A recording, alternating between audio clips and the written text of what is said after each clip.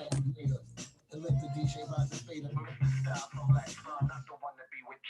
900s, 420s, and 210s. Stack me a few M's, run and tell a few friends that's a G. You must be blind if you can't see what I be. I'm 900s, 420s, and 210s. Stack me a few M's, run and tell a few friends that's a G. You must be blind if you can't see what I be. Hey, hey, hey, hey. Hey, hey, hey, hey. Hey, hey, hey, hey. OG every day. Hey, hey, hey, hey. Hey, hey, hey, hey. That one. Hey, hey, hey, hey. OG every day. Who wanna profile and pole?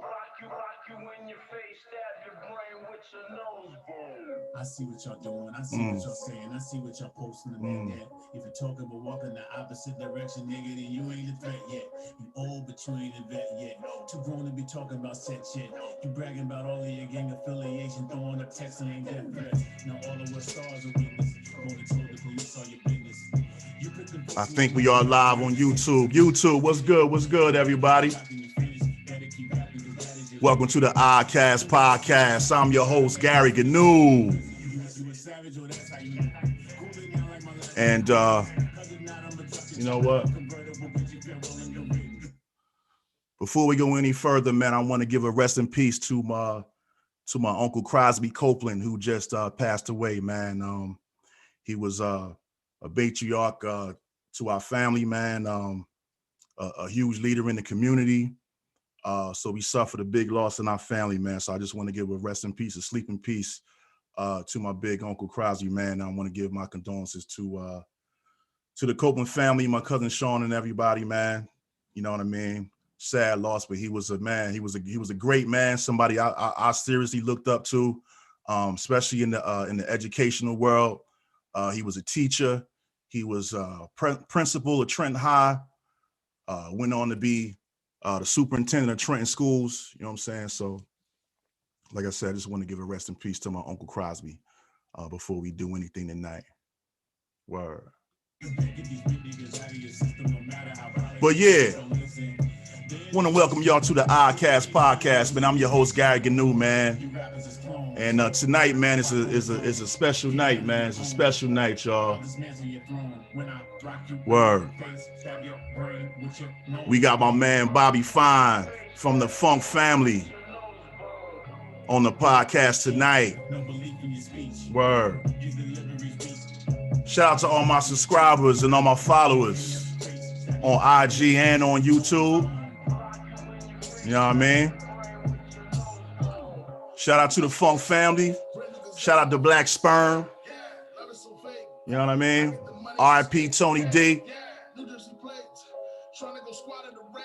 Word. Right now we listening to Nosebone by my man Bobbie Fyne and Big Ooh. Well, we probably gonna play that video later, man. But yeah, y'all, we got the one and only B Fyne here, y'all. Coming to you live. You know what I mean? Word.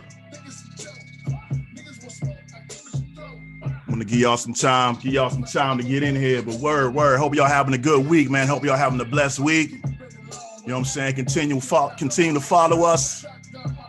Continue to subscribe. Leave a comment. Word. We gonna continue to bring you that 90s legendary hip hop shit. That shit from the golden era, the true era. Hip hop in its purest form, you know what I mean? Word. Shout out to 19 Crowns Wine, man. Word up, man. It's my favorite wine right now. Y'all know every week I'll be sipping on that. Word. They ain't give me no checking them, but I just letting y'all know I love that shit. It's the Oddcast Podcast with your man Gary Gnu. Like I said, man, we got the legendary B Fyne on our show tonight. You know what I mean? The Funk Family, Black Sperm, many albums in his catalog. This song right here, Rich Righteous Teacher, man. Got a track on there with Wise, Intelligent. Track with YZ, fire. I'll kindle niggas, you'll get dropped like I'm Mary J. Give a fuck about offend you niggas, you know not what I've been through, nigga. When you get old and doors closed and calls stop, them hoes go, that dough slow, so I diversify, know I got the glow and I show. Like I said, man, this is a legendary dude, man, in the game, man. Still making music to this day, still making music currently. That's what's up, man. Shout out to all the rappers from the 90s that's still making music, man, in 2020, 2021. Word. This cat is also a successful businessman. We gonna talk about Juice Easy online too as well, you know what I mean? He's also serious about his health, man, you know what I mean? And he take his rhymes just as serious, you know what I mean? Between laziness and ambition, between getting money and getting missing. Think fast, better move smart, gotta have hard like a leaf scar. Word. Where's your voice, nigga? You word. And I'm a rich, righteous teacher. Bitch, I'm a believer. Shout out to my man, Mr. Styles. No days off, no Easters, no Christmas. On the check-in. No Halloween, no Thanksgiving. Word. What I'm doing ain't living. Kill me now, just kill me now. Yeah. Had the pleasure of listening to this cat's catalog, man. This cat was nice, man. He had that song Fruit Punch. He had the joint Anyway. Word. This right here, man, Wise Intelligent. Woo!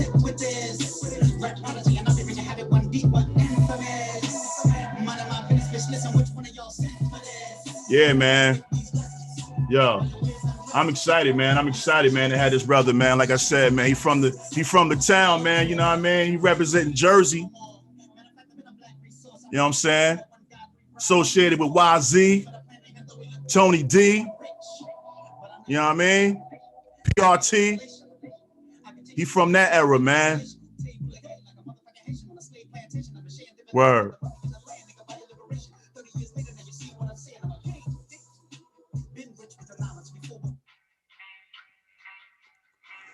All right, man. So, ladies and gentlemen, without further ado, I think I'm going to bring on my special guest, man, Bobbie Fyne. What's good? What's good? What's good? What's good? What's good? What's good? What's good with What's you, happening? man? What's happening? Fantastic, man. I'm doing great. Chilling, man. Yo, Be Fine, man. First of all, I want to say, man, it's an honor and it's a pleasure, man, to have you on the Oddcast podcast, brother. You know what I mean? Thank you, bro. Thank you. It's a pleasure to be on, man. I've been hearing good stuff, so I'm glad to be here, bro. That's what's up, man. Definitely, man. Glad to have you, man. And I've also had the pleasure, man, like I said, of listening to your music, man. And I'm like, wow. Quality music, man. Lot of music, big library. Yeah, it is. And you know what? I don't even think I listened to everything. I showed you what I was listening to. I made a playlist of maybe four albums. You know what I'm saying? Yeah. And yeah, man, that's what's up, man. So we gonna get into all that, man. But like I said, man, thank you for coming on, man. And like I said, we supposed to have this is supposed to be a surprise, man, of having Styles. If y'all see the background, you know what I'm saying? Yeah. I guess somehow you knew that we was gonna have him on there. But like I said, I was trying to surprise you, man. That's all, man. Nah, that would have been a good surprise, but I was already your mind was already you was already sharp. That's what's up. That's what's up, man. You can see it already. Word. So yo, man, like I said, man, you got a illustrious music career, man. I know you're doing the Juice Easy online now. You know what I mean? I know you are on this health thing, but I really want to talk about firstly, growing up, like where are you originally from, bro? I grew up in this small town. I was born in Neptune, New Jersey, down by the beach. Okay. And then my family moved to this little small town called East Windsor near Hikestown. So I grew up in Hikestown in East Windsor. Okay. Went to grammar school in East Windsor, prep school, then went to high school in Hikestown. Yeah. Okay. That's what's up. A lot of brothers and sisters. You had a big family, or? Yeah, I mean, we got the mix vibe. Like it's me and my older brother got the same mom and dad, and then my younger brothers got different dads, and then they had brothers and sisters that grew up with me. You know what I mean? So it was a bunch of us. Then I found out when I was like 17, I had a sister in LA. So, Oh shit. I got a lot. I got a mixed bunch, but it's probably about 8 of us all together. One of my brothers passed away in 05. Okay. Yeah. Okay, that's right. B Chill. Yeah, no doubt. He did music as well too. Yeah, he's a beast. He was a beast. Yeah. R.I.P. to B Chill, man. So yeah, man. Good grades in school. What kind of grades you was getting in school and shit? I started rhyming early. I started rhyming like 5th grade. Oh, really? As soon as I heard Sugar Hill, I was turned out. And then okay. Curtis Blow was always like my favorite MC. So as soon as I heard That's the Breaks, I was going for it. I was already writing poetry and stuff like that. Like So then 5th grade came around. I remember I did a talent show, and I took the breaks and flipped it and did a joint about Rocky, one of the Rocky movies, with Apollo Creed and Mr. T, and got a little bit of taste of stage fright. And then got a little bit of taste of what it is to get them applause, and that was it. So from 5th grade on, I was in on my pen thing. Oh, you caught the bug from there. Yeah, early. Okay. So at what point did you start recording songs and doing shit like that? I started writing first. And then I actually Z introduced me to Tony when I was about, I think, 14. Tony D. Okay. So you talking about YZ? For those who don't know, you talking about YZ. Okay. Yeah, YZ. Who was on the show also? Shout out to YZ. Yeah, no doubt. Yeah. He introduced me to Tony D. He took me to Tone's house when I think I was like 14. And I had heard so much. Tone had so much mystique behind him from doing the parties at Lawrence Center and all of that. Okay. I was just like, I was geeked, so I was like, okay, I'm gonna go over here and I'm gonna just show him what I got, and hopefully he'll, give me some beats or whatever. So we went over there, and I think Z, I don't know if Z was going over there to pick out some beats or just chop it up with him, but I wound up meeting him. We kicked it. I think I might have even freestyled for him or something. And then he started from there, like feeding me little tracks here and there. I think one of the first beats he gave me was this track I did called The Principle. And I think I recorded it maybe like the next week or something like that. I came through and went up in there and recorded that and another song. Yeah, so that's when it kind of started. That was like, I was 14, so that was like, what, 86, 85, 86, somewhere around there.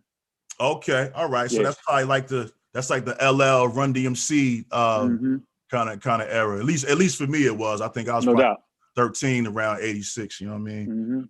But prior to that, man, no, you never recorded anything like no demos or. Nah, prior to that, we was me and YZ's brother Youngstar. We had a group called ESD, and when we started ESD, we would just go on to battle. We were just going to parties, like all through Jersey, and just going to parties and battling cats. And we was doing that for years before I even started doing anything in the studio. I'm glad you mentioned that, because I always wanted to know who was the ESD posse, man. ESD posse was me, YZ's younger brother, Youngstar, this cat named Cool Chuck, and we had a beatbox named Fat Nate. Okay. And that was our squad. Like that was our squad when we was growing up, just around our little neighborhood. And then we just kind of turned it into a rap thing, like when we got in our teens. And then we just started battling. We would go to the mall. We would battle at the Quaker Bridge. We would go to like Jamesburg and Englishtown and all these little towns of Freehold and Battle Cats. And that's how we kind of got our little mark going. But when I was coming up, I was listening to a lot of rappers from Trenton. Like Force was one of my favorite MCs. Almighty was one of my favorite MCs. Okay. Of course, Wise and Z was always on my top tier. But really, Force and Almighty, they were the two like cats that I could actually see. Like I would see them out, you know what I mean, go to parties and see them rhyming. Yeah. But I wanted to mirror myself after. They was fly, they dressed fly, they had the jewels, they would, you know what I mean? Like those are the cats that kind of laid the pavement for me to really just be like, I could do that. You know what I mean? And that was when I was like 14, 15. And then once I started recording with Tone, I started taking it serious. And then, Z would start taking me more and more into the studio. And then I started actually giving him like verses out of my book just to put the certain songs. We would write songs together and we started doing stuff like that. So what was your name at the time? You automatically was B Fyne, or? It was B Fyne. Z gave me that name. I knew it was a cat from Full Force named B Fyne at the time, but I wasn't really sure how he spelt it or what it was. You know what I mean? Okay. But I knew there was another cat named B Fyne, but I knew he wasn't the MC. Okay. So one day we was out somewhere, and Z was like, "You should call yourself Bobbie Fyne." Because all the girls, you bow-legged, all the girls be, trying to holler at you. You should call yourself Bobbie Fyne. I was like, all right, I'll run with it. I'll run with it. So it just kind of stuck. All right. Yeah. That's what's I always wondered that. Like, I wonder how you got that. So prior to that, you had no other MC name besides Bobbie Fyne. When I was breaking, I was B Ski. Okay. When I was breakdancing, I was B Ski. That was, everybody had the ski in their name. Yeah. Something to that effect. When around that time too, I was also Bobbie C. Like when I was in grammar school, when I first started rhyming, Bobbie C. Okay. The C was for cool. I remember I did like a show at at the grammar school, like a talent show, and the principal was like, "What's the C stand for?" And I was like, "Cool," and everybody went crazy. And I thought that was the flyest shit I ever said in my life. But you had it back then, though. You sound like you had that charisma and all that shit like already up in you. You know what I'm saying? Like you were bound to, did your mother or father come from a musical background, or you know what I'm saying? Who was? Actually, no. Like my mom was more, office. She just did regular work. She was also an entrepreneur. When we got older, she started her own little businesses. That's where I got the entrepreneurial bug from. Okay. But my mom and my dad, I never knew him growing up. I only met him a couple times. Okay. And then, but I found out when I was older, when I was like 16, that he was actually a jazz saxophonist.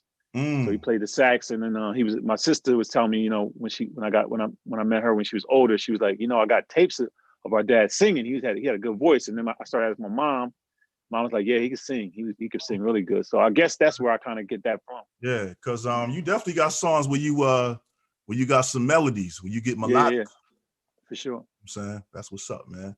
So so you went on, recording with Tone, recording with YZ. How did you put the Funk family together? Was that no? You said the ESD was your first group. Then how did you transition into forming the Funk family?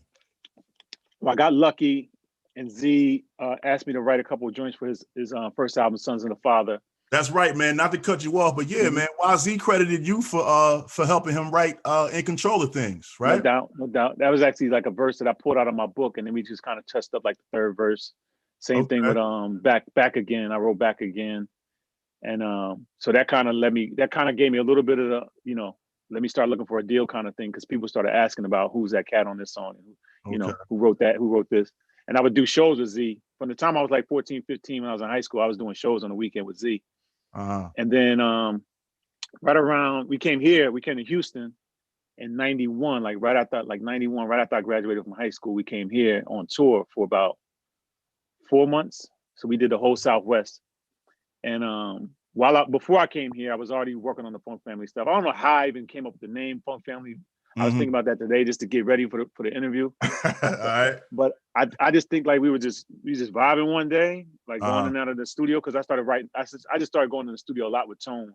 Okay. And then and I was like, I gotta come up with a name. And I never wanted to be like a solo MC. I always wanted to be like with a group, even though I'm a solo MC. So back then, funk didn't mean like G-funk and none of that. Funk just mean like you was funky or you was dope, or you was fly, you know what I mean? Yeah. So I was always around my niggas who was like my family. So I was just like, Funk Family, you just kind of brought it together. But I don't know when I did that, what time period it was. I know we just kind of phased.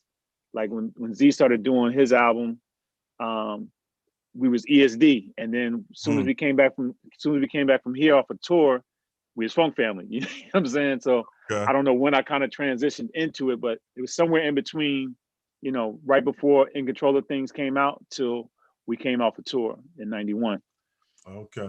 What kind of places were you going on tour? Was it like some It was dope. European tour? That was my first. No, I was just here in the States. Our first stop was in Chicago.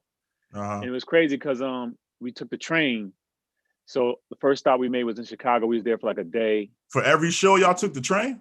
Nah, just come because our main stop was coming to Texas. Okay. So, well, on the way we had made some stops, and it was just cheaper because we had my brother with us who was road managing us, and then we had his manager at the time, this guy named Tim. So all of us just kind of jumped on the train, and then we stopped in Chicago, stayed there for like a day, did some radio stuff, and then we came here. And then when we first came here, we was in this town called Nacogdoches, right? And it was these drug dealers that kind of booked us for the show. They was kind of like the neighborhood drug dealer dudes. So when they picked us up, they had like a caravan of Blazers and kitted out cars, and you know, you could tell it was like the local rap niggas that sold dope. Okay. So they picked us up, and Z had already came out here the year prior on tour, like doing a bunch of spot dates with my DJ at the time, this cat named DJ Drew from Brooklyn. Okay. And when they came back, Drew was like, "Yo, Texas is crazy. Like Texas loves that nigga." And I was like, "Yeah, whatever. All right, okay." Y'all filmed the video. Tower with the Power was filmed out there, right? No doubt. But I was so used to us doing shows, I was just thinking this is gonna be some regular, you know, East Coast, because we was always doing shows from the time I was 14, 15, 16. We was doing shows all through the tri-state area. You know what I mean? All right. So when he started telling me about Texas, I was like, yeah, okay, I'll see you when I get out there. So we got out there, and soon as we came to that first town, Nacogdoches, them dudes was like, yo, they love y'all out here, son. I'm telling you, they love y'all out here. So we was going to the hotel. We was getting mobbed at the McDonald's. You know, it's like 200 kids pulled us over at the McDonald's. So I'm like, they just said they ain't never seen nobody that looked like us. You know what I mean? I made all these excuses as to why, you know, people was bugging out over us, but they really, really loved this nigga's music. Yeah. So we wound up getting to the hotel where the show was at, was gonna be downstairs. And one of the promoters came up and was like, look, one of y'all gotta come downstairs because nobody's paying no money until they see one of y'all. They don't believe that y'all are here. And I was like, okay. So me and Ja, Z's DJ, went downstairs, and there's like this big glass window that wrapped around the whole building of the hotel. And I mean, it was just like water. I mean, heads, faces from like, you couldn't even see how far the faces went out. It's probably a few thousand people outside. And as soon as they see us get off the elevator, everybody just mobbed in and rushed into the door. And there's probably about 4,000 people in this, you know, Autobahn room, like in this hotel. And we ripped that shit. And that was like my introduction to Texas. And from there, it just got crazy and crazy. Once we got to Houston, it was just bananas, because Nacogdoches is probably about an hour and a half away from the city. Okay. So once we got here though in the city, it was just crazy. From the whole time we was here, that whole 4 months we was here, it was insane. All right. So what type of things did you learn and shit from going on your first tour at such a young age? Man, we shot a trailer to a movie. We shot I think we shot 2 videos, but we only released Tower. What was the other video for? I can't remember. I just remember us shooting something. Maybe I know we were shooting like a trailer for a movie. Like we did so much, man, in like a short period of time. Yeah. I remember Z's manager was stealing money from him. and I wound up getting into it with him at a hotel, and he wound up leaving like the next day. Wow. I just remember being like young, like coming of age. Cause I was 17 when I went down. I turned 18. I think I turned my 18th birthday when I was down there. And that was the first time I ever had a birthday party. So our DJ at the time and this girl that I was seeing and this girl that he was seeing, they took me out to Chuck E. Cheese for my birthday. All right, for your 18th birthday? Yeah, for my 18th birthday. But I was young and we was wilding. Like we was wilding. Yeah. It was probably the best experience I ever had in my life. But the craziest thing was it really altered my perception of women. It really damaged my perception of women for a very long time, because I was so young. I didn't have a whole lot of girlfriends. I was young. I was like 16, 17 years old. Okay. So, but when I came there, it was like grown women, like trying to get at a nigga. You know what I mean? Like we was here 4 months. We was here for 4 months straight. They put us up in a hotel first, then they put us up in an apartment. And it was like, I mean, it was like, I remember vividly, like this dude called me one day and was like, "Hey, bro, my girl loves you." This is him talking about this chick that he wants to get with.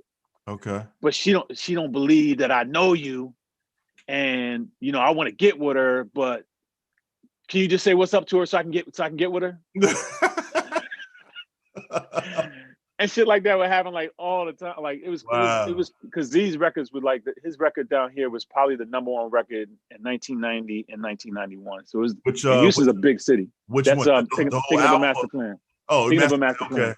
Yeah. And then when we shot that was a huge record. And then when we shot Tower down here, everybody just loved us because we was representing. They knew we was from Jersey, but we was representing Texas. Yeah. So it was just crazy. Like we would go to clubs. We would show up, club closed at 2 here. We would show up at 1:30. It'd be a line wrapped around the building.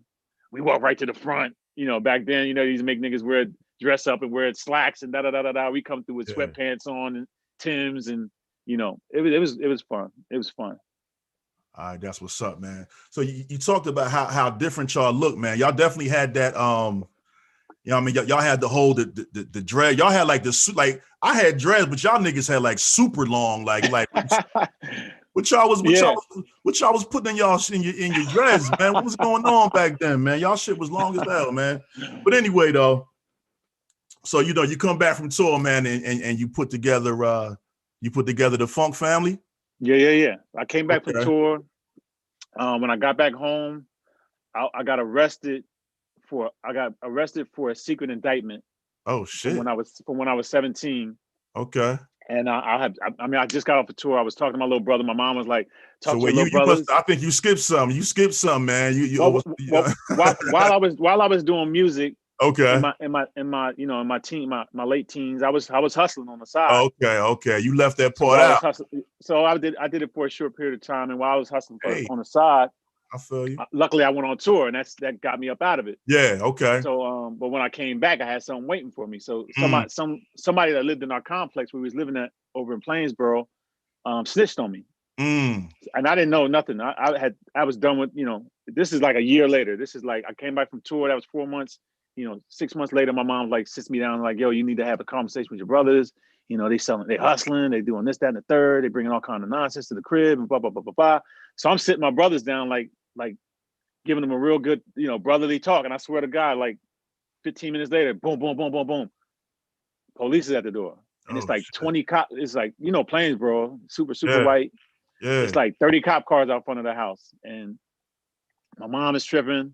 My mom tried to swing on one of the police officers. They locked me up. She, you know, they was like, you know, we need to take you down to the police station. Da da da da da. Luckily, the next door neighbor put up his Mercedes. He went to school. His son went to school. Born. He put up his Mercedes and got me out because they was gonna send me to somewhere in Trenton. Wow. It was like we're gonna bust you out tonight. We're gonna bust you up out of there tonight. They was trying to give me the snitch on niggas from the town. That's what it was. And I wasn't giving them nothing. So they was just like, well, we're gonna bust you out of here tonight. You going to jail, you know. And my mom came down there like right before they was about to call, you know, get me up out of there. Saved the day, got me up out of there.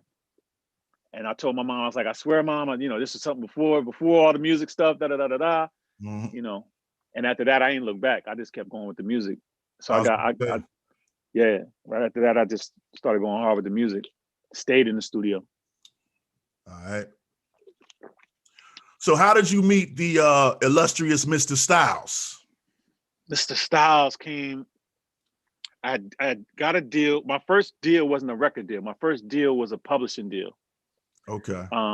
Through this company called Warner Chappell and this company called SDM, Shankman de Blasio Molina. And a good friend of mine who works for ASCAP plugged me in with them and was like, look, I got this situation where you can sell a little bit of piece of your publishing and you'll have access to all these studios. Warner Chappell's like one of the biggest publishing houses in the world. You have access to all these different studios. You can record your demos and do all your music and da da da da da while you're trying to shop a deal. So I sold like a little small piece of my publishing, maybe like 10% of my publishing or something like that. Somehow he gassed me up to them like, this is gonna be the next dude. You need to get on him now. So I took my publishing deal, and then while I was doing that, I was working on shopping a record deal. So I was going back and forth to New York, and I ran into Dante Ross, and I was going to sign to Elektra. That was going to be my first deal. Okay, and that deal, that's big. Dante was just getting into Elektra. He had just signed, I think, Leaders. He had just signed Peach Fuzz. What's the cat that sing Peach Fuzz? KMD. Rest in peace. MF Doom. Doom, no doubt. Right. But he had just signed Doom and them. Okay. And he had me. I was kind of in the mix of him trying to get me signed. I just so what did you present to him? What songs were on your demo? I had a joint called I had a bunch of joints. I had pretty much recorded an album. So I had all the stuff that's on the Funk Family album. I had, but there's a couple of joints that's not on there. I had like On a Higher Level. I had On the Strip. There's a bunch of joints that's on that album. Okay. But they were all still kind of demo stage, you know, just going back and forth to Tony. and just going in and out of Epsilon because we would go. I kind of would spend time at Tony's writing, and then I would go to Epsilon. Epsilon. Yeah. Yeah. Styles. I did not remember. All I could tell him was Tom Zepp Studio. Yeah. Zepp. The Zepster. Okay. I've had a couple cats on here, man. Coach, YZ. Nobody can remember it. I think Outstanding might have remembered, but nobody can remember the name of this fucking studio, man. So for Epsilon. the record, Epsilon. Okay. Damn. That was the spot, man. That was the spot. I used to love that spot. That and what's the other one? Skylab? What was the name of the other one? Yeah. But and where was that? That was in Jersey too, or the city? That was remember when Wu-Tang moved to Jersey and he was kind of out near Hikestown, like in the bushes back in the back. It was back there. It was back there up there with them. Okay. Somewhere up in there. All right. But both of those studios was like two of my favorite studios to record in. But Epsilon, so I would go back and forth to Epsilon recording. And I think I met Styles when this girl that I was dating from Houston flew in to see me. Okay. And when she flew in to see me, her cousin was one of Styles' right-hand mans. Okay. So she was like, "Hey, do you know this guy named Rob?" And I was like, "Nah." And I was like, "I think he says he knows you." I was like, I don't know. You know, I'm bad with names, but you know, so Styles came through with her cousin to the hotel we were staying at because we were staying by Quaker Bridge Mall. All right. And Styles came in and I didn't know who he was, but I knew of him. You know what I mean? Okay. And then so she introduced us, and then we just clicked from the jump. And I don't know how soon we started recording together, but it was almost like I don't even remember how the line of when we met, became homies, and then started recording. It just seemed like it all was like instantaneously. As soon as we started dapping it up, like we just started recording. But it's right around like 92. Okay. Like 92, yeah. Sometime early 92. All right. So was it, who did it start out with? Who were the original members of the Funk family? The original members are Mr. Styles, Cuba, L Black, Baby Chill, which is my brother Born. Okay. AWOL, DJ Drew, and I'm not missing nobody, right, Style? Yeah, that's it. That's everybody. That's it, right? Yeah. Okay. Yeah. Okay. So we wanted to be like an ensemble cast that would just break off and everybody would just eventually do their own, thing, and then we just come back together. Okay. You know what I mean? Okay. Like that was the vision of it. All right. So who did you finally sign with? A buddy of mine who was the vice president of ASCAP started his own label. And here's another crazy thing. His name is Jerry Davis. Okay. To this day, back in the day when this happened, he's the one that told me about what I'm about to tell you. But now he tells me that he never had this conversation with me. But okay. his name is Jerry Davis. So Jerry was the VP of ASCAP in the early 90s, and he got a deal with Interscope, a distribution deal with Interscope to start this record label called Poetic Groove. Poetic Groove. Okay. Yeah. Okay. Who had the Poetess? They had the Poetess. They had Power Rule. Okay. They had a bunch of dope underground hip hop artists. Almighty and KD. Almighty and KD. We were like the last ones to sign.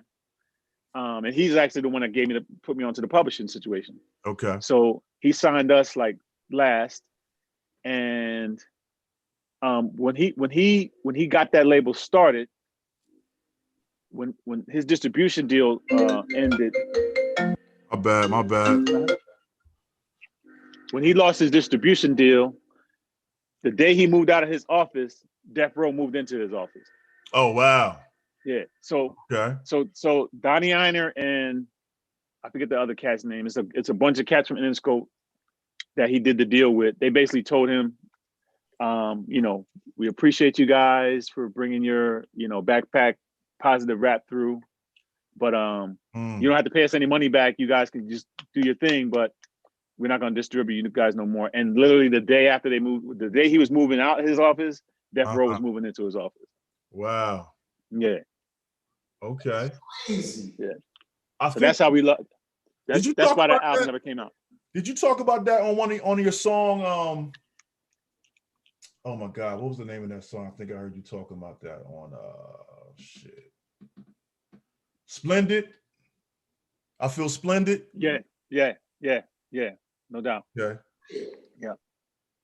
Yeah. I told you I've been listening to your shit, man. Yeah. You gotta take them back to that Dante Ross little episode, man. You gotta take them back to that, because that was like kind of like when I first really realized that how much gravitas you had at that point, man. Because I got to talk about that. Because we all, we heard Dante Ross's name on albums, but we're Dante the Scrub. We were in the office. We were in the office with Buster and all them, Charlie Brown. No doubt. Wow. Okay. No doubt. Okay. No doubt. And this is that. I mentioned to you, G. Yeah, and this was at the beginning stages. I think this is before they even dropped that Leaders album. Oh yeah. That was right at the same time PTA came out. Yeah, because we were going to the New Music Seminar back then. Okay. And look, I'll take you back. Like when I first really like he said, I kind of was, it kind of was like this seamless thing. But in the midst of that seamless time, I'm watching this dude go to places and take jokers' heads off. Okay. Yo. Yeah. And, I thought I could rhyme. I was, writing little rhymes and stuff like that. But I was like, this dude's an MC. Yeah. And I seen him at the mall, like all those days he's talking about. I'm up there with my little crew, and he's up there. And he's joking. Like, you couldn't tell they weren't on. Yeah. They had all the makings of somebody that was already doing it on a higher scale. So yeah, that's that PRB, and I just skipped past all of those days that we used to go to PRB. Because y'all shit was like they should play your songs all the time, man, on PRB, yo. Did y'all used to go up there and rhyme too, right? No doubt. Well, once we got kind of polished, we were getting kind of polished, was around the time period that Styles is talking about when I started going to New York. Like heavy, trying to shop us a deal. I would try to fly. I would be flying from, and mind you, I'm doing this all on the shoestring budget at the time because, family situation was kind of crazy. So I'm basically living out of my suitcase, flying between, Houston, LA, Jersey, New York. You know what I mean? At the time, I think I was living in East New York. Wow. Brooklyn. Okay. Yeah. So I would catch the train into the city, shop my demos, and then go back to East New York or come to Jersey. And I did that, for a minute until we got the deal. But yeah, that PRB was like our boot camp. That was training ground for just getting skilled, the pen game up, the battle game up, because it was always spitters up there. There's always at least 6 or 7 other dudes, like ready. Yeah. And then you had to play your songs on top of being like freestyling, because Tonin would always bring the mics down and be like, who's rhyming? Right. Law and Rozzy would be up there, you know what I mean? So that kept us super, super, super sharp going to PRB. Really? I bet. Like, yeah. So by the time we started getting in front of labels, they were like these niggas is ready, you know what I mean? Like Dante was super impressed with us because I think he looked at us like, where did these niggas come from? And their shit sounds good. Like we would be in the studio, we would do 4 or 5 songs like it was nothing, like full hooks, choruses. I remember one time the Foosh niggas came to the studio with us, and Chip was just like, "How many songs y'all did today?" We was like 5. Like y'all mixed them and everything. We was like, "Yeah." He was like, "Nigga, we be writing in the studio." Like he was like, "We write in it." I was like, "Nah, we don't do none of that. We come here ready. We come here rhymes right before, verses ready, everything ready." Yeah, because he had a big budget. They was on jobs, so they could do that kind of stuff. But he was just so impressed with like the fact that we was just knocking out joints like it was nothing. Right. But true. And another thing, Styles, man. I had no idea that you rhymed and shit. Like I knew you was fucking with with music and all that, and I thought that you were more of a behind the scenes kind of person. Like somebody that's like moving and shaking, putting shit together. Yeah. But then when I'm listening to the Funk Family album and I heard this voice, I was like, yo, that's fucking Styles right there. So And I remember seeing the album cover. I want to bring that up and shit real quick if I could, man.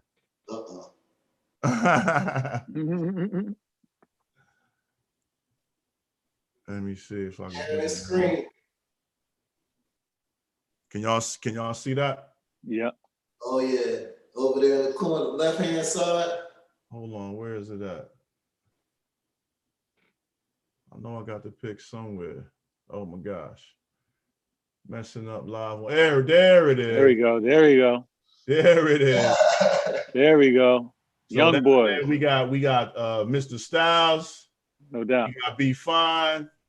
I know that's Cuba right there. No who's this right here? That's Papa Doc with the cowboy hat on. Okay. And who is this? That's Jay Knapp. Okay. From Queens. Doc is from Philly. Jay Knapp is from Queens. What's good, brothers? Right. So how'd you put all these guys together, man? Like, you know, how did all this form, man? Well, after Poetic Groove lost their distribution deal, I got to get back out and start shopping another deal. So while I was doing that, my brother Bourne was kind of working on music, and I think he was about to sign with Hush because YZ had started a management company called 720. So he was managing me, Chill, and a bunch of other artists. Okay. So we were going back and forth to New York again, trying to shop new music, trying to get another deal. And while we were doing that, Bourne was recording he was recording an album, and one of the songs he had on the album was called Black Sperm. Okay. And I did like the intro and like some talking through the song, and I was like, that'd be a dope name for a group, but we'll just spell it different. Mm-hmm. So that's kind of how we started Black Sperm. Styles was always you gotta jump in the head though, because you ain't talking about Fruit Punch. You know what I'm saying? Oh, no doubt. Well, I mean, when we had the deal with Poetic Groove, like we recorded a full album. We recorded all those joints. Fruit Punch, all of those joints we recorded prior to getting that deal. And while we were with that deal, we wound up recording those songs over again. And we were ready to drop the album. I think we dropped The Knoxnall Rhymin', Jism, On the Strip, and it was one other. The other Grizz joint. Grit, yeah, no doubt. Which joint was that? No, I'm talking about for the Funk Family joint. Oh, I thought it was. I'm stepping ahead. Oh no, when we did the Funk Family joint, we dropped Think Before You Step. Okay. We dropped damn, I can't remember those singles. Anyway, I remember hearing Lose Them on the radio. Yeah. We dropped Lose Them, Think Before You Step, and then after that I dropped Anyway. I went to LA. And I started going to LA and I started messing with the Baker Boys. Okay. And then we did Anyway. So that kind of set us up for after that label kind of got disbanded, because once they lost the distribution deal, so that album never came out then, is what you're saying? It just never came out. We dropped the singles. Yeah, because we dropped those singles. So what were the two singles again? Yeah, the first single was Think Before You Step, and I can't remember what the A side was. But that's the ones that we used to bang at PRB all the time. Oh, because I thought Fruit Punch was a single. It might have been on that. It might have been on that 12 I remember like that shit being on like Pound 99 type shit, bro. It might have been on that 12-inch, but it was like three. You know, back in the day, you used to have like 3 or 4 joints. Yeah. Like singles was the thing back then. You know what I mean? Totally different from now and shit, man. Yeah. You know what I mean? But what was your I wanted to ask you, man. You know, what was your whole concept behind the song Fruit Punch? You know what I'm saying? Because everybody I was around, like smoke and drink, and I was the only one that I was the only one that didn't drink, right, or smoke. Right. So I would always fuck with them when I'd be in the studio, and I would always write songs and talk about shit that I know that all of them niggas was doing. You know what I mean? Okay. Just to be kind of a dick, but just also to be like, just being myself. You know what I mean? Because any one of them, if somebody would, come up to me and offer me a drink, they would be like, nah, he don't drink. I wouldn't even have to say nothing half the time, because most of my niggas would just be like, nah, he don't smoke. He good. You know what I mean? So it was like a play on. It was just like an inside thing for my niggas, just to be like, y'all drinking that, I'm drinking this. You know what I mean? So yeah. So then Tone, when we went in the studio, Tone was the one that kind of did the play on, like me saying, you know, they were like throwing little different drugs at me that I didn't really know. How about this Wooly? Yeah, you know what I mean? Strictly fruit punch. So it became like that, you know, it always became that little joke between everybody, you know what I mean? Yeah. And also, man, your flow, man, back then was like really like rapid fire, man. Like what was who was your influence at that time, man? Because like your shit was really hyper. It was in pocket, but you like your shit was like you was really on that fast, rapid rap, fast rap flow. Yeah. You know what I'm saying? Wise. I could tell you, Wise is probably one of my top 10. Wise Intelligence is in my top 10. That's what's up. I don't go by the sales and all that shit. I go by the niggas that inspired me and the niggas that made me. Z and Wise, you know, those are two people that you know, once I got past my childhood adolescent stage of being in awe of like Almighty and KD and those cats from Trenton that I just thought was super, super dope. Those are the cats that I could actually touch. Like we would go in the same studios and, you know, so those became the guys that I kind of looked at. And Wise's flow influenced my style a lot back then. Cause I always looked at him and was like, damn, he's dope. He's ill with it. He always switching up styles and switching up, you know, cadences and, you know, he's just ill. So yeah, for sure. I agree. I definitely like I said earlier, the whole the dude's voice, I think, was the thing that, you know, set him apart and set everything we did apart from a lot of different projects. True.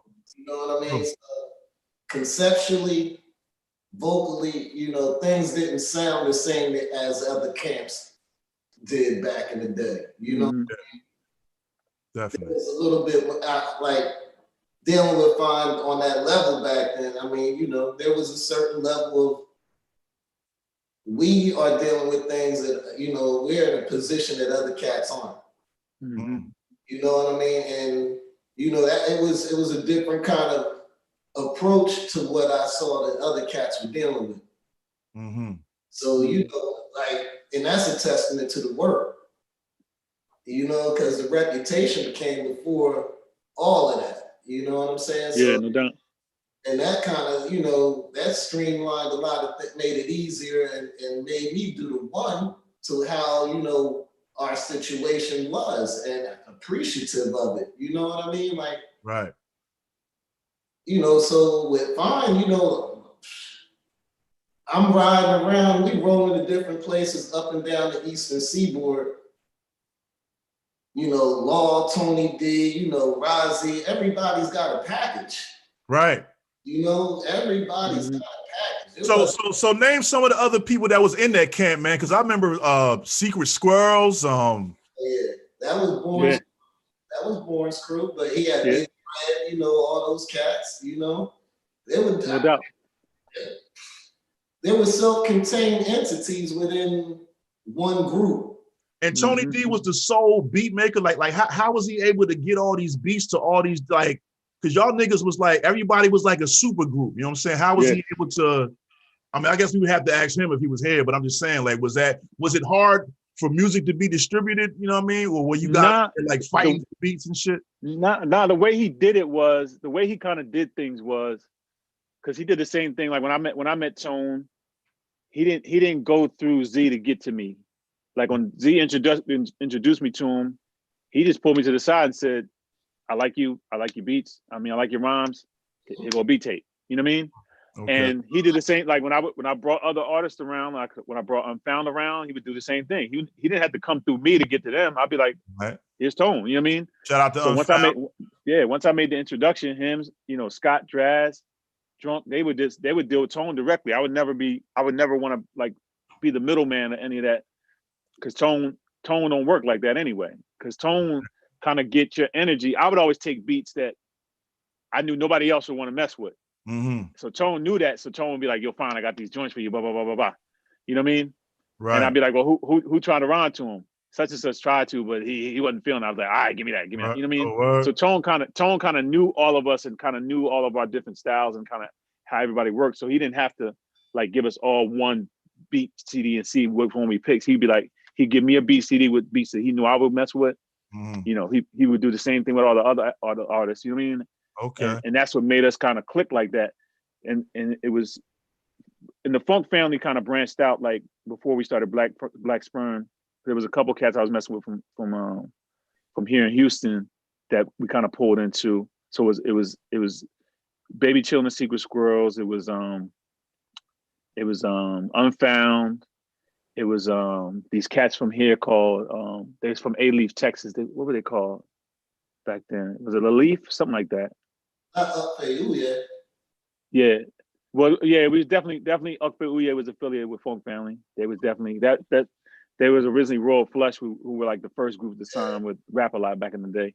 Okay. But so I did a lot of stuff with those cats when I first started coming to Houston. So yeah, Ukbe Uye, they were signed to Epic. We were all affiliated. But it was it was always like a circle of a whole bunch of like Boulevard Mossy, like me and Out and Almighty. We used to always click up whenever we did shows. We do shows. We go to New York together. We was always like around each other. That's what's up, man. There wasn't no animosity between y'all. It was super, all super love. live. Happy to see each other. That's what's up. I mean, I never heard that. I'm just asking. Yeah. That's what's up. Blacks. So spermicidal tendencies, man. Can you give us the meaning and the concept behind the group Black Sperm and even some of the names of the titles of your songs, man? Like, you know, it was very conceptual, man. But you know, like explain the concept behind that, brother. Well, once we started recording, once I recorded that song with Chill, Black Sperm, and we adopted that as our name. That it automatically clicked that had to be something bigger than just, you know, some rap shit. So Black Sperm for us meant like, you know, that one seed that fertilizes that egg. You know what I mean? Like with like all the shit you have to sperm has to go through to get to fertilizing that egg. Like we felt like we had been through all of that. You know what I mean? Mm-hmm. So that was like the underlying premise of what the group stood for. You know what I mean? So when we started coming up with titles and different concepts, I wanted to tie it all around. And it was a group called Nirvana at that time that had a song called what was that song? What was that rock song? Spirit. No, maybe it wasn't Nirvana, but something tendencies. Something Suicidal Tendencies. Oh, Suicidal Tendencies, yeah. Remember that was a band. That was a band, yeah. Yeah, I remember them. Was it a band or a song? That was a band. It was a band, right? Yeah. I remember seeing like a T-shirt of theirs or something like that said Suicidal Tendency, and taking that whole concept of these eggs, of these sperm trying to fertilize his eggs, and I was like, oh man, that's what we are. Like we like the sperm trying to like fertilize this hip hop game. You know, it was real like deep at the time. You know what I mean? Suicidal tendencies, spermicidal tendencies. Like, so everything we did kind of had a play on, you know. Yeah, songs like Noxonil Ramen and Jism. Yeah. The Cycle, you know what I'm saying?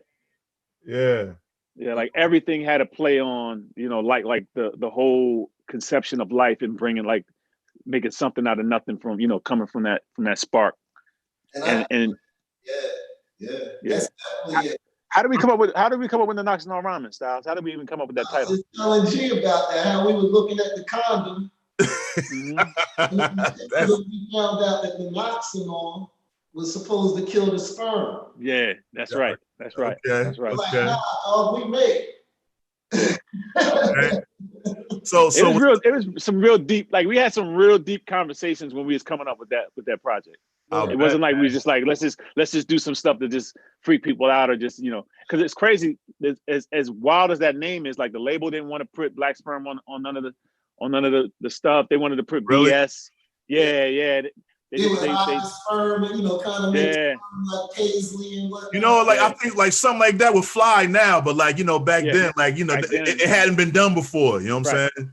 They was worried about, you know, they was so worried about how people would receive it and all that stuff. But it's crazy that like the way we spelled it the way it like look, even though we incorporated all that stuff into it, like nobody looked at it like, what the fuck is these niggas talking about?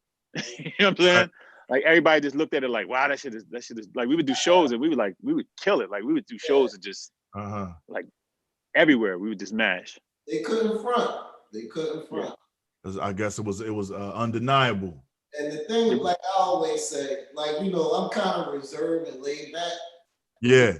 When you see this dude, like on a stage or like in a battle scenario, we've been in bathrooms rhyming against other groups, you know, before shows and whatnot. You know what I mean? Yeah, high energy. He definitely got a high energy flow. There's no way I can just relax in the back, you know. Yeah, you had to step. He made you step your shit up. I'm right there on his neck, like, go ahead. Yeah. Talk about the cested mantis. They don't want to test that. Styles had bars. I ain't even know, son. Salute to you. I ain't even know, Styles. Nah, that was my sparring partner right there. That was my sparring partner. Once me and him started connecting, that was my sparring partner. Yeah. My brother Born, me and Born were like more like competitors. Because Born always looked at me as like, the big bro that he had to prove something to. Right. And my other niggas that was around me, they were all like coaches, you know, like Nap and Doc, like they would always like coach me. You know what I mean? Like it wasn't never like a competition, and then it was never like me and Styles' connection. Me and Styles' connection was more like how Havoc and Mob and Havoc and Prodigy are. You know what I mean? Or like EPMD, like. Yeah. You know what I mean? Let's work out with it. That's what I got out of it. Because it was more or less like let's match wits together instead of, you know, I'm not trying to go against you, but I'm trying to stick with you. All right. You know what I mean? That's how I was approaching it, because I always looked at him differently, you know, like this dude right here. Nah, he ain't like the other cats that I heard around. Like, you know, I seen him send people home bad looking, you know. All right. I've seen it, you know, and you know, it wasn't like, you know, like it wasn't a competition or anything, but at the same time, when you have your own pride or whatever it is that you're working with, you know, you want to hold your own with somebody like that. You don't, you know, and I was just great, you know, I was in the position at the right place at the right time, honestly. Right. Well, how they say, still sharp and still, man. Yeah, no doubt. Definitely. So was Tone producing on this record as well? On the Black Sperm album, Tone probably produced maybe 60% of it. Then I had a couple of my homies from here in Houston, this cat named Grizz, who went on to do a bunch of stuff with Rap A Lot, and this cat named Prodigy, who went on to do a bunch of stuff for he works with Orange Juice Jones and his son and a bunch of other cats here, local cats here.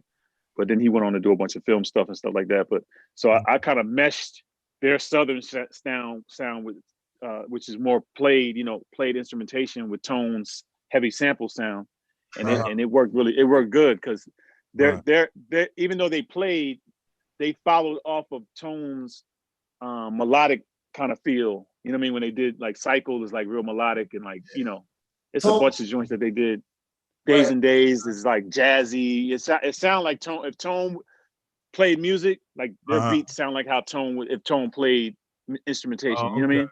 Yeah, because I know a lot. It sounds like it's a lot of loops in there. What was like sample clearance like back then, man?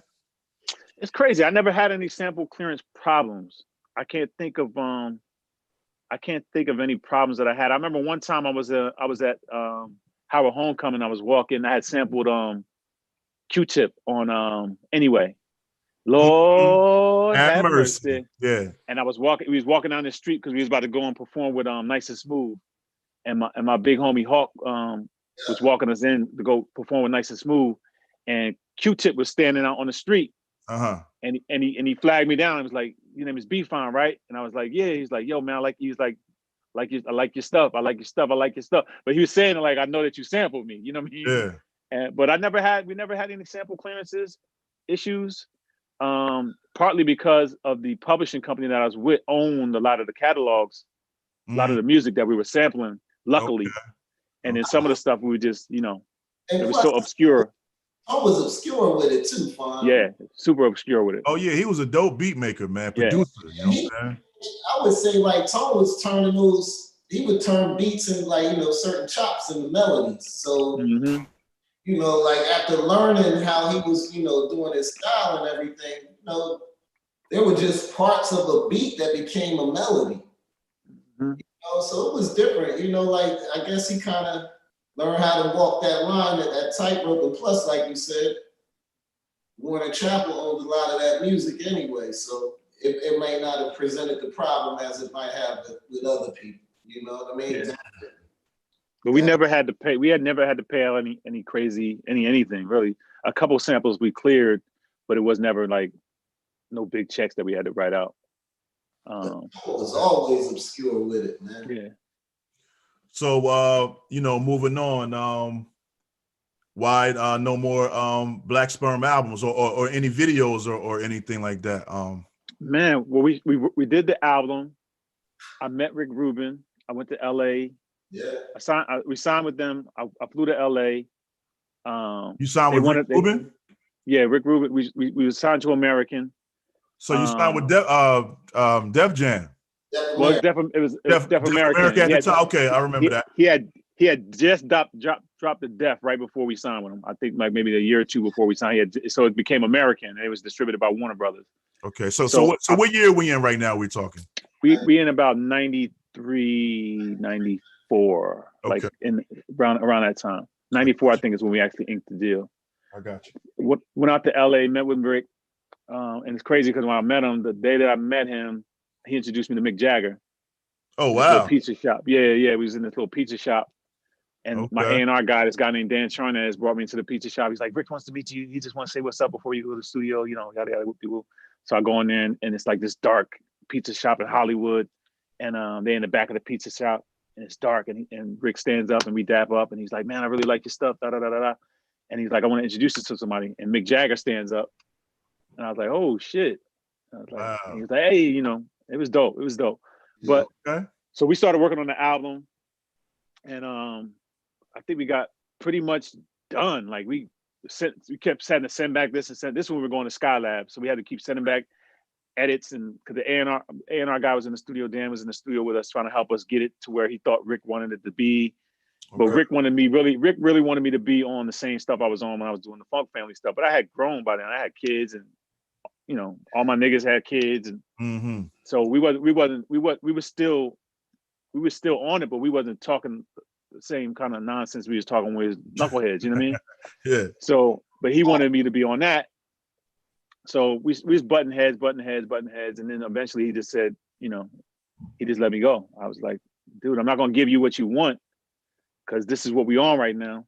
Right. And I remember they started this like, remember how Def Jam started doing them little associated labels? Yeah, Rush Associated labels.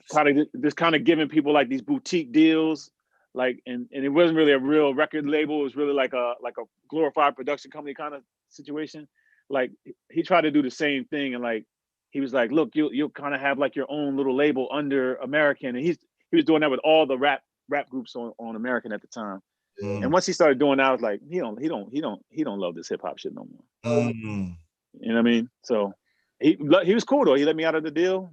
I didn't owe him nothing. My masters without any obligation or nothing like that. Got my masters right out the rip. Okay. And I was fortunate. All of my deals, I didn't have to pay back no money, and I got my masters. That was the most important.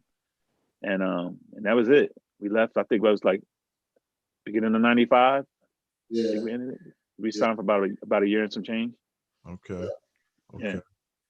Yeah. One thing, you know, people that I talked to about you always credited you for was you know, always, you know, having budgets and always, you know, being on top of your business and always being a sharp, you know, sharp, smart-minded business dude. You know what I'm saying? I try to be. I was just figuring it out and learning it as I was going along. You know what I mean? Yeah. Because most of the stuff, most of my teachers like Tone, and then my attorney at the time was this guy named Kevin Glickman.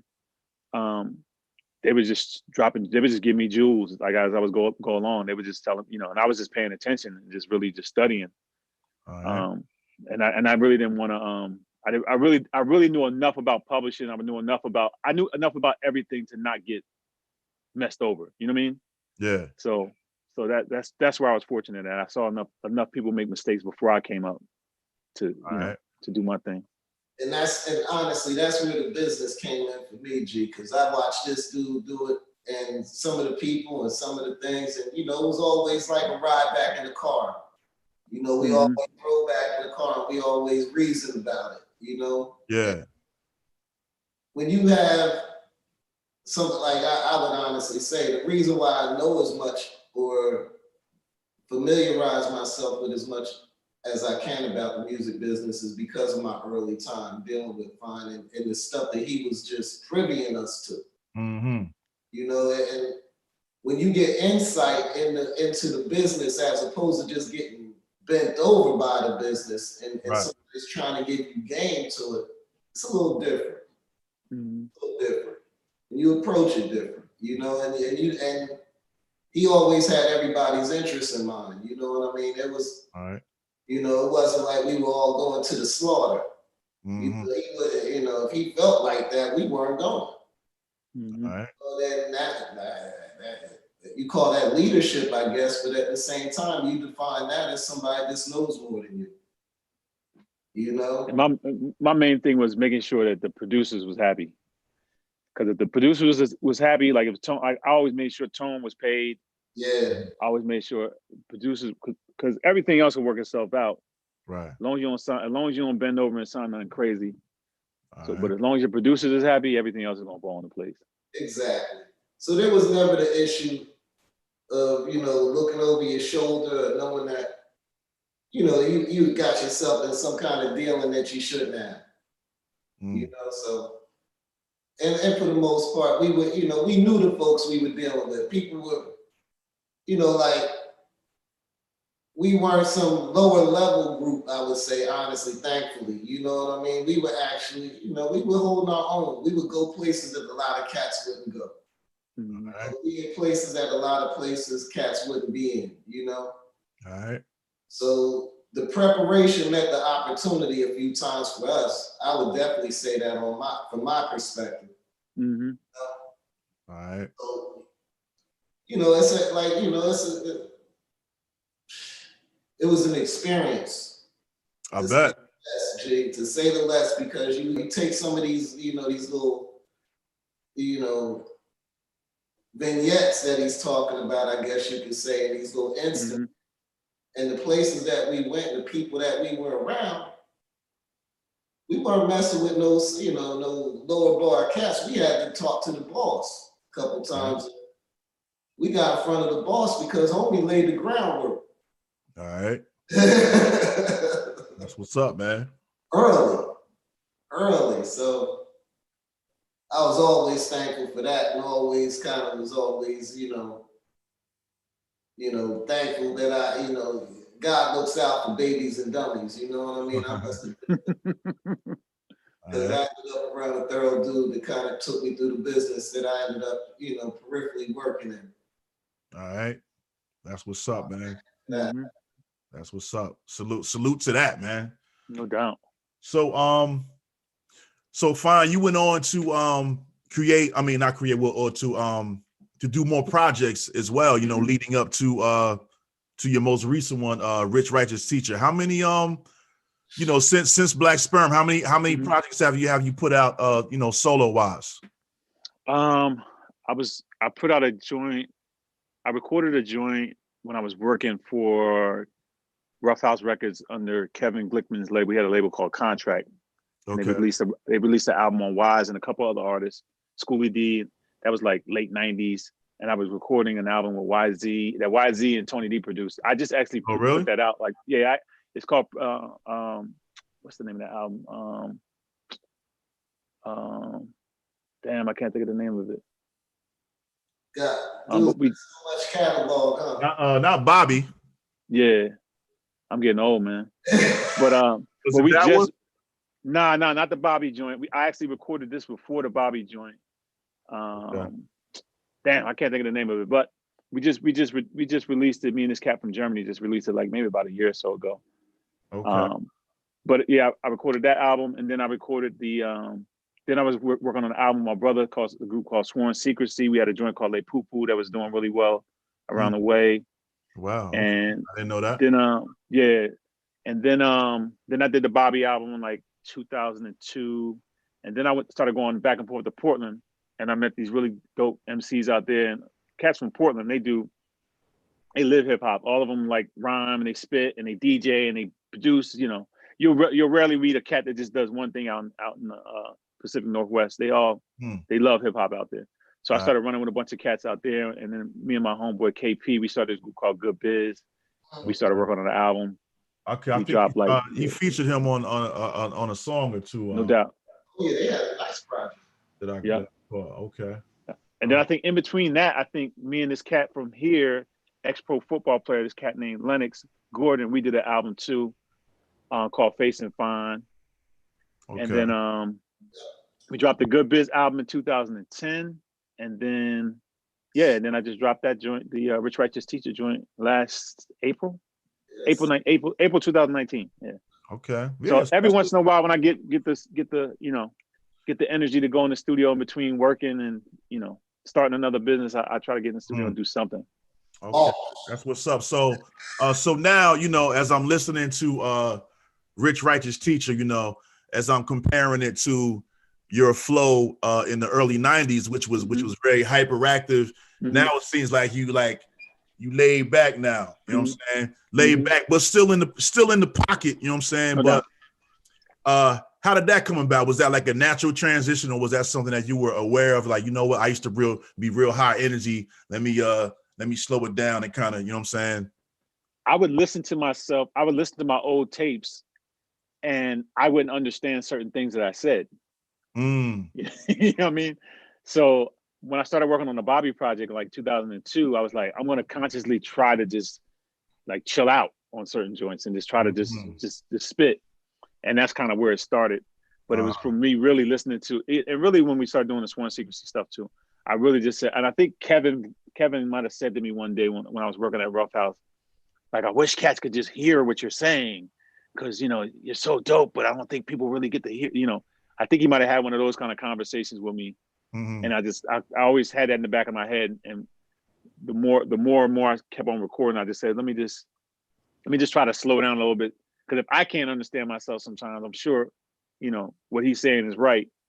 And then it just kind of naturally kind of progressed it to me kind of being a little bit more laid back. Right. And then I think people started comparing me. People started saying, a few people started telling me that that Eminem sounded like Eminem.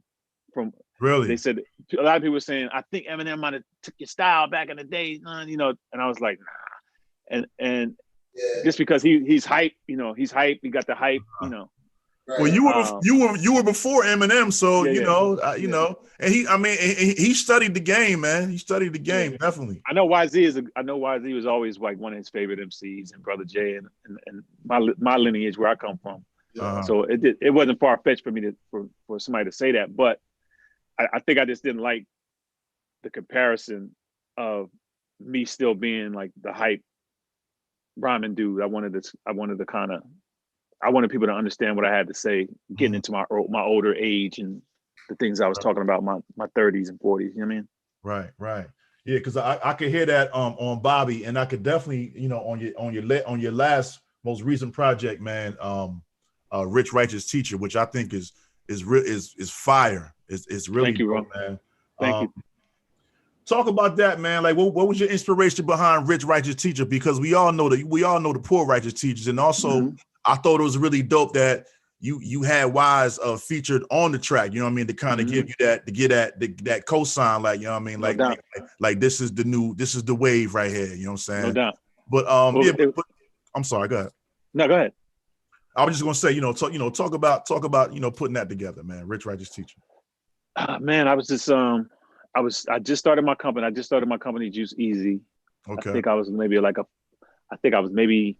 we started Juice Easy in November of 2017. So when we started it got crazy, like right out the gate. But I had all these song ideas in my head that I was writing in my phone and just writing down and getting ready for if I ever decided I wanted to do another album. And then I don't know what made my dumb asses say I'm gonna just do an album, but right when I started opening up, I opened up 2 stores.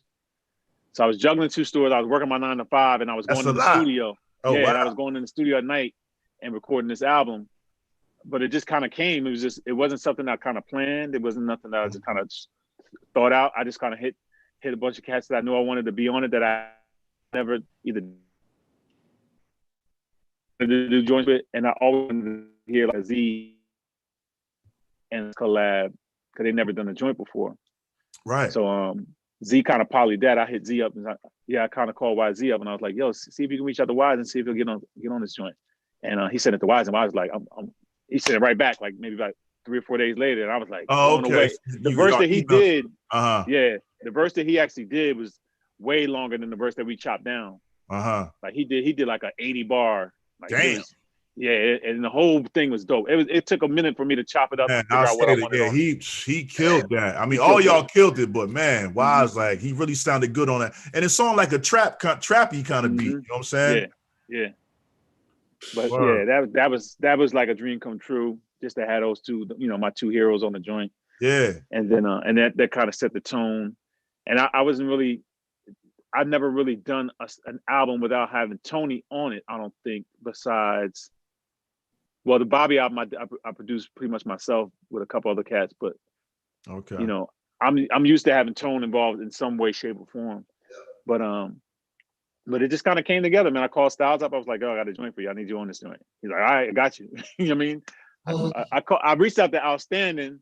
Oh yeah. I don't know if Al thought I was just playing around, or at the time he just had a whole lot going on. But he's like, nah, I'm gonna get on it, B. I'm gonna get on it. And then I was ready to get it done, and it's just by the time I got I was ready to get it out. He hadn't gotten his verse back to me, so. But he was like, damn, I wish I'd have got on that joint. But so I just started reaching out to cats that I really liked and wanted to work with. My little young homie Ramel. Okay, you got Big Ooh on here. Big Ooh. I always wanted to do a joint with Ooh. Because I always liked this style ever since I met him when he was a young kid. So I always wanted to do something with him. Then I got a little young homie from Brooklyn, my nigga Ramel. He was running with me when I was doing a lot of the stuff with Chill, with the Secret Squirrel stuff that we was doing. So I always wanted to do a joint with him. Me and his brothers and his 2 older brothers, super, super close. But so yeah, I just wanted to do and then of course my guys from Portland. But I just wanted to do joints that with the people that I just want. If I'm going to do another project, I want to do it with cats I really love doing music with, and just try to make something that just sounds like like good from start to finish. Like you can just pop it in and just play it from start to finish. Yeah, and it came together pretty dope, man. I love that album. No doubt. I would say I was thankful to be thankful to be a part of it because that was that was growth right there, man. So where did you guys record That's a G? Did you fly out to Houston Styles or you emailed the verse or? Yeah, I flew out to I jumped on the school, me and Fyne went to London and recorded. All right. Went over my cousin Dre's house, Dre Stubbs. He's another cat, he rhymes right now. He's in the studio in his crib. So I went over cousin's house and recorded it. And when I was done, he just looked at me like he started laughing. He said, yo, I got cats coming by here all the time that think they rhyme. And you just killed it in one take. One take. Okay. That's what's up. That's what's up, yo. He was like, nah, he was just laughing at me. I was like, damn, did I sound whack or something? I know I ain't rhyming. Not at all. Man, for a nigga, I ain't even know you rap like that. Like you always had like the swagger of an MC, man. But I ain't know, man. I ain't know Styles for real. That was dope, man. You know what I'm saying? And you said Styles. That's what makes Styles dope, because Styles is so in the cut. Yeah. He's never gonna put himself out there as the like, look at me. He's just like the quiet, like assassin, like Exactly. I used to have a homie when I was younger. His name was Spank. We call him Mershon, and he used to always say he used to always walk behind us whenever we would go anywhere. And he's short dude, but he's from Brooklyn, so he would walk behind us. And I remember asking him one day, I was like, Sean, why you always walking behind us? Why? He's like, because I'm making sure shit is in check. Like, don't nobody run up. You know what I mean? I'm keeping my eyes on y'all, make sure nobody. You know what I mean? And that's how Styles is. Styles has always been like, the one in the back, just like making sure everything's cool. And then whenever he got to say something, he'll come in and just smash, and then he'll just fall back. Go right back to the He's cut. always been like that. Yeah. No doubt, no doubt. Styles from Black Sperm, not the one that be with Jada. You know what I mean? No disrespect, big guy. No disrespect. Nah. I didn't take it that way. That was just that was a slick line to me, though. Right. You know what I mean? Yeah. Word. Hey, it's fun, man. We work out with these words, G. You know. I see that, man. Or bench pressing, you know. See what no doubt. It's strong with it. Yeah. So Styles, man, you want to stay on, man? I was gonna move on and talk about the. Hey, man, I'm stay on. I'm thankful to be on. That's what's up. Hey, we glad to have you. I'm just, you know. Let me tell you something, man. I'm thankful you guys offered me the opportunity to sit here and co-sign my good friend, man. That's what's up, man. Like I said, eventually I want to have a whole group on here, man. We could just top it up. And I'm telling you what, the dude's so much more than what we talking about right now. No doubt. The stuff that from 25 to 30 years ago, perhaps. No doubt. Because the reason I do this, man, is for the kids to know, man, and so the kids can know, man, especially like in my area, in this Trenton area, man. We got a lot of history, man. So having Bobbie Fyne, having a Funk Family, Black Sperm on here, this shit is dope to me, man. Well, thank you, bro. Too, G, there's avenues to this. Everybody, they find their road. You know what I mean? No doubt. Just because you don't do what your man does, don't mean you ain't down with your man. Right. So that's what everybody got to realize. So I appreciate it. That's my dude right there. Love you, boy. Love you too. Appreciate it, man. Everything. Black Sperm. I can feel I can feel the love. I can feel the love, man. You know what I mean? Word. So Fine. Oh yeah. So you go by Bobbie now? Or like you dropped the Be Fine from your name? I mean, artist wise. Artist wise, I just go by Bobbie. Okay. Bobbie. Period. Yeah. Yeah. And I just because maybe about I did a couple of joints with Bun B, like maybe a few years ago. Okay. And he just started calling me. And he started calling me. Bun used to call me Fine, but then he started calling. Now that we're grown, he started calling me Bobbie. So you known him a while then. I know Bun since I started coming to Houston since 90, 91, 92. Okay. You lived there permanently, like since 92 or? Well, I've been back and forth since 91. I've lived here. When did you officially make it your home? When did you officially say? 2000 and this last go around, maybe 2002, 2003. Okay. So this is the longest I've been here. I would come for a year. My kids are from here. So I would come for a year, stay for a year, and I'd go back to Jersey, and stay out there. And then at one point I had a place in both. I was back and forth. But yeah, I've known Bun since I started coming here in 91, because he used to go over my people's house, this group called Royal Flush. They changed their name to Ukpe Uye, but they were like under, like they learned from my OGs. My OGs was like they OGs. Okay. So Bun and Pimp used to mess with my boy Rick, Gangster Rick, God bless the dead. He just passed away. He's probably one of the illest MCs from the Southwest. Mm-hmm. Period. Like if you ask any nigga that come from the soil, that's from Houston, that rhyme, that know, they'll say Gangster Rick any day of the week. All right. So we all come from that lineage. I come from those MCs here in Houston, like Raheem, Born Twice, Gangster Rick, Al B. It's a bunch of like this hard gangster MCs that I kind of grew up with when I was coming up, making my little rounds coming down here in Houston. I'm sure. And me and Bun used to always bump into each other back in the day, and then we just got close over the years. But he started calling me Bobbie, and once he started calling me Bobbie, I was like, you know what? I think I'm just gonna start calling myself Bobbie. You know what I mean? Yeah. Just make it real simple. Yeah, I like that. I like that when you start the verse off, you be like, Bobbie. I like that. That's funny and shit. I mean, I think that adds character to you, no to your style and what you're saying. No doubt. So where did this whole health journey begin, man? Because I know you have the your company, man, Juice Easy Online, man. Where did this come from? You know, I know back in the day, you know, you was always drinking the fruit punch. So was that was that part of it where you were? And I think are you vegan now or? Nah, well, I mean, I've always eaten pretty healthy. I was raised Muslim, so I never ate pork growing up. Okay, I didn't know that. I didn't know you was raised Yeah. Muslim. Okay. Yeah, I was raised Muslim, so I always ate pretty healthy growing up. Okay. When I was about 25, I found out that I had hypertension, high blood pressure. It was a gift from my grandfather who had it as well. Yeah. Right. So I didn't take it seriously at the time because I was still, I was still my metabolism was still high. I was still had a six pack. I was still, I could do whatever, Yep.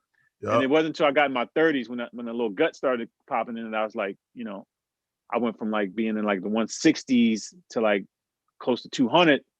I was like, I got to change. And I still look slim. I still look, always look kind of slim. Right. So I was never really taking it serious. And then once I got into my 30s, right around the time I got married, I was like my mid 30s. I was like, I got to change something around because, it became chronic. My hypertension is chronic. So I started just trying to eat more plant-based. I started out doing vegan. Then I would do vegetarian, then I would kind of do pescatarian. Now I kind of switch between all three of them. So I don't really consider myself any of them. I eat primarily plant-based. I eat probably 80% plant-based. Every once in a while, I'll still have some fish if I want some fish. If I'm traveling out of town, I want to eat a good burger.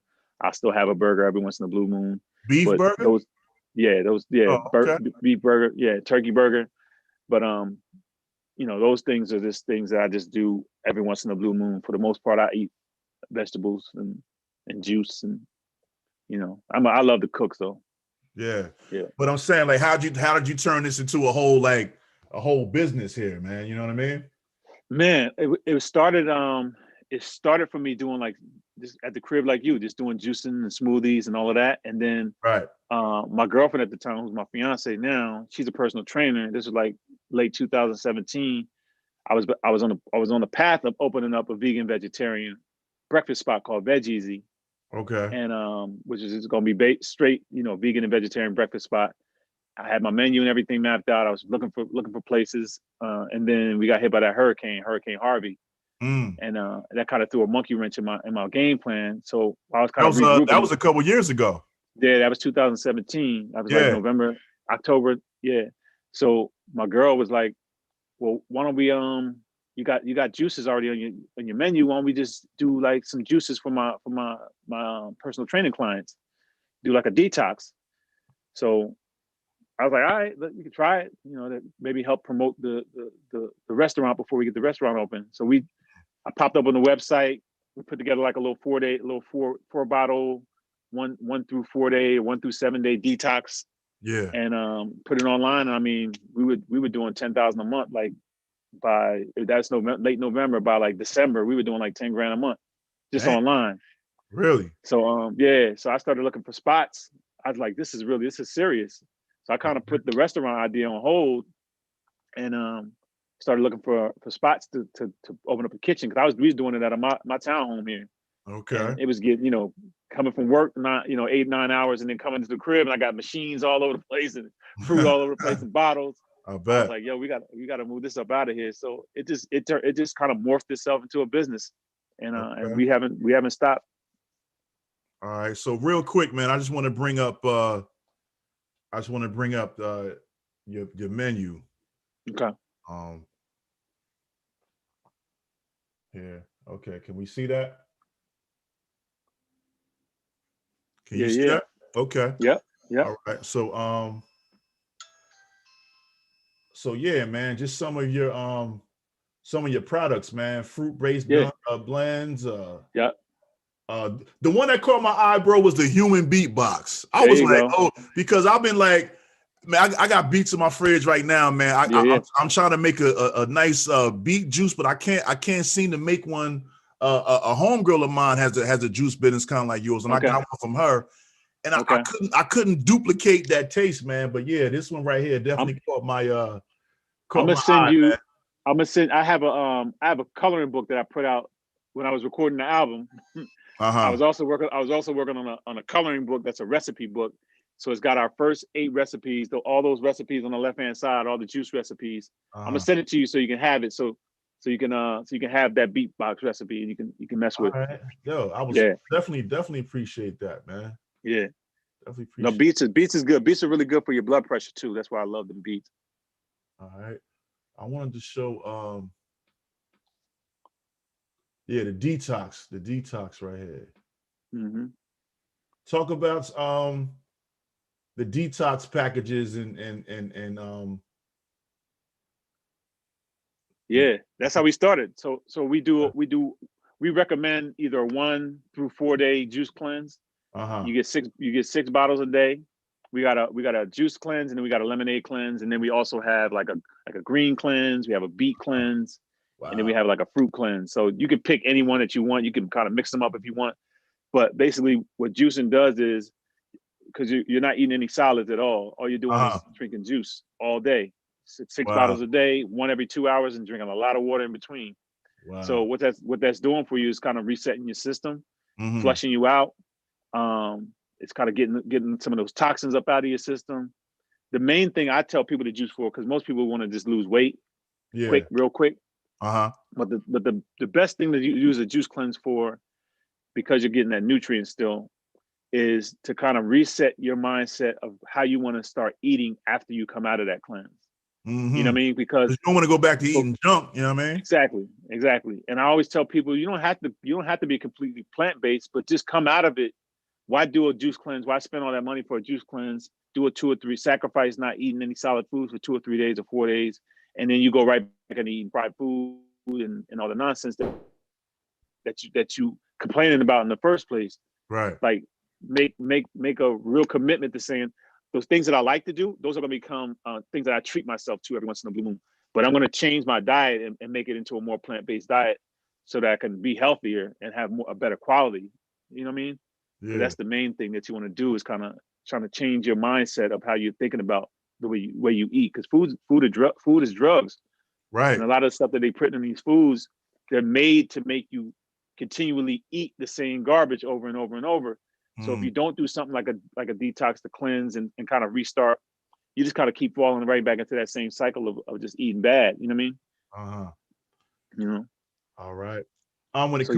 When it comes down to ingredients, I see some of the ingredients that I see that are used, and almost all of them are ginger and turmeric. Powerful. Both of those are powerful. Talk to the people about the power of ginger and turmeric. Turmeric is banging because turmeric is really good for like decreasing any kind of inflammation you might have going on. You know what I mean? So if you got any kind of inflammation anywhere in your body, if you're taking turmeric internally, it's going to help decrease that inflammation. So we always put turmeric and ginger in all of our juices. And then there's a couple of our lemonades that we actually have that have turmeric in it as well. Ginger is going to be really good for digestion. And that's why whenever you in any kind of nausea, that's why you hear people talk about if they're feeling upset, their stomach upset, they drink some ginger ale. Right. But why drink ginger ale when you can just juice some straight ginger, take that ginger, and then it's you're going to get a lot better results out of it than that artificial ginger. Right. So everything that we use is organic. We don't cold press. We do fresh press. It's a similar process. We have really high end machines that we use to do our juices, and it's crazy, man. I never thought in a million years that I'd be doing that I'd own a juice company, but there's nothing better than waking up every morning knowing that you're giving people something good. You know what I mean? Right. Like every day I wake up, I know when I go in the kitchen, like I'm about to give somebody something good that people love our product, man. Like people love our products. That's what's up. I'm also developing. We have this really good chocolate avocado mousse. I'm gonna send you a package so you can taste some of our stuff. Okay. But I make this really bomb chocolate avocado mousse with a vegan whipped cream. It's called Cavado. That's the next thing we're about to launch. I think I saw you advertise that on your page on IG or something like that. Okay. Yeah, it's doing really, really well. So I'm always just playing around. I've been cooking since I was 5, 6 years old. So okay. I'm always playing around in the kitchen, coming up with new ideas, coming up with new recipes. We just did a new lemonade called coconut strawberry. That's crazy. You know what I mean? So yeah, we'll have fun. I like that you juice, because we can throw each other ideas. You might help me come up with another juice. I don't know. I think you more into it than I am, man. But yeah, I definitely be trying to do my thing, man. Like I said, I got I had a Ninja. That shit kind of broke. I got a NutriBullet now though. Okay. And I love that because I could just I just use my stuff and drink it all at one time instead with the Ninja. I was like storing it in the fridge and it would be in there for a couple of days. But the NutriBullet gives me just the right amount that I could just drink it all in one shot. Yep. And you can take that joint around. It's portable. You can take it around with you when you're moving around. Yeah. Yep. That too, man. That too. It was something else I wanted to ask you about the about the juice. Oh yeah, so you shipped it. You could ship to Jersey, right? Yeah, we ship everywhere. We ship nationwide. So we only ship for the detoxes. The shipping right now is super, super expensive. So we're trying to get our numbers up so we can get our shipping costs down, because eventually we want to make shipping free. But right now it's super expensive. So we kind of split that cost with the customer. But yeah, we ship nationwide, man. We've been shipping since for the past 2 years now. Okay. What's up, man? Yeah. So I'm gonna shoot you out a little care package though. I'm gonna shoot you out something. Man, I would appreciate that. I'd appreciate that, man. So still, man, to this day, man, still no drinking, no smoking, no smoking trees or nothing? Nah. I've never smoked. I've been heavy on my CBD game lately. Oh, so I sell CBD and I also incorporate it in my juices. I incorporate it in some of my food items, and so I've been messing with that kind of heavy. I've tried to find like a nice red wine, because I heard red wine is really good for lowering your blood pressure. I found this one organic red wine that my sister-in-law put me on. That's really good, but I just I've sipped wine before. Okay. That's about it. Just trying to taste to find a good blend, but. All right. That's what's up. Still fruit punch. Still fruit punch. Still off the fruit punch. That's what's up, yo. That's what's up. So you have any new projects that we could look forward to musically? Musically, nah. I just been writing a hell of a lot lately. So I'll probably have something coming out. So I'll probably work on something sometime this summer. Okay. I'm definitely feeling the bug, especially with YZ being here. Z been here for a couple weeks now. I've seen that, man. Hopefully I'll jump in the studio sometime this summer and knock out something. But yeah, nothing recorded. Hadn't been in the studio, but hopefully this summer I'll jump back in and start doing some stuff. I would love to hear something, man. Some new shit from you, man. But I'm happy with what you've already contributed. But no doubt, anything on top of that would be like a blessing, man. And I'm kind of upset I didn't get a chance to hear this music more back in the day when it was out. Like I remember the singles, and I remember your buzz. I remember you being I remember you doing your thing. But like to hear your body of work now, I was like, man, made me really appreciate your work and shit. Are you like thank you, brother. I appreciate that. Yeah, no doubt, man. Do you find are you more of like a writer when you're in the studio, or can you go off the head and do songs? I'm a writer, man. I've always been a writer. I've always I could freestyle. I started out freestyling and battling and all that stuff, but I'm a writer. I'm a songwriter. Period. It's bigger than just like I write songs all the time. So that's always been my thing. Yeah. That's what's up. Yeah. Anybody ever say you look like Royce the 5'9", man? Yeah. I've been getting that a little bit lately. I mean, you were before him, but I'm like, even hearing your voice now, I'm like, man, Royce sounds like kind of reminds me a little bit of I've been getting, because I've been letting my beard grow out here and there. So okay. And me and him we both kind of wear shadows now. So and then my glasses. Right. Yeah, I've been getting that a little bit lately. Yeah, word, man. But definitely, man, you still looking the same, man. Minus the dreads, but you've been definitely been keeping yourself in shape, man. Keeping yourself intact, man. You know what I'm saying? Thank you, bro. How can the people reach you, man? And how can the people find your music if they're looking for it? If you're trying to get some juice, if you're trying to get your health and wellness on, you can always go to my website, juiceeasyonline.com. anything music related, that's CDs, that's merch. We got t-shirts and hoodies and all kind of cool stuff. We got Rich Righteous t-shirts and all that on I have a website called The Stand Houston. That's the Stand, STAND, Houston.com. And on Instagram, Juice Easy Bobbie and Juice Easy Online. That's the best way to get me. All right, no doubt. Well, yo, man, Be Fine. I want to thank you, man, for coming on the Oddcast podcast, man, and chopping it up with me, man. I always try to pride myself on giving our legends their flowers. You know what I mean? While they still here. Mm-hmm. You have definitely made a dope contribution to the culture, especially to the state of New Jersey, man, and the town. You know what I'm saying? Just your contribution was real dope, and I just want to give you flowers, man. You know what I'm saying? I don't, like I said, I looked through the whole through YouTube. I didn't really see a lot of I don't know if I saw any Be Fine interviews. Yeah. So no, I haven't really done any interviews. Video wise, I know you got press and magazines and all that kind of shit, but I mean like video wise, you know what I mean, that we could type in and look at. So this is the first one. This is like one of the first interviews I've done by myself. So yeah.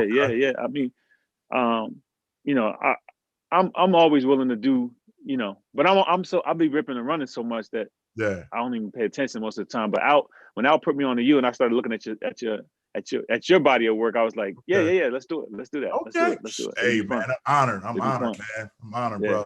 Well, I want to let you know, brother, you always got a home here, man. Like anytime, anything that you have coming out, that you want to promote, man, you could definitely. I'm a vessel, man, and it's been a pleasure talking to you, Fine. Before I let you go, could I get you to do a drop for me though, man? Say something like for sure. Okay. Whenever you want to drop it, bro. Peace, y'all. This is your boy Bobbie on the Oddcast podcast. We doing an extra black spermish over here. All right. No doubt, man. So, yo, I want to thank all my subscribers and all my viewers for watching tonight, man. Jersey was definitely in the building, man. Fine. Like I said, it's been a pleasure, my brother. You know what I mean? I'm definitely going, holler at you after this, man. But like I said, anything you got coming, brother, you know what I mean? You got a home here on the Oddcast podcast, and I want to salute you, and I want to salute the Funk family and Black Sperm and yes, and the whole, you know what I mean, YZ and everybody, you know what I mean, associated with the camp, man. You know what I'm saying? No doubt. Thank you, brother. Yeah, man, definitely, man. Hey, I want to definitely bring you back on, man. This won't be the last time we see you, man. Yeah, for sure. All right, so I want you to be safe, man, and keep everything together during this COVID season, man. This shit crazy. You too, brother. You too, brother. Be safe. All right, man. Peace, Fine. All right, peace.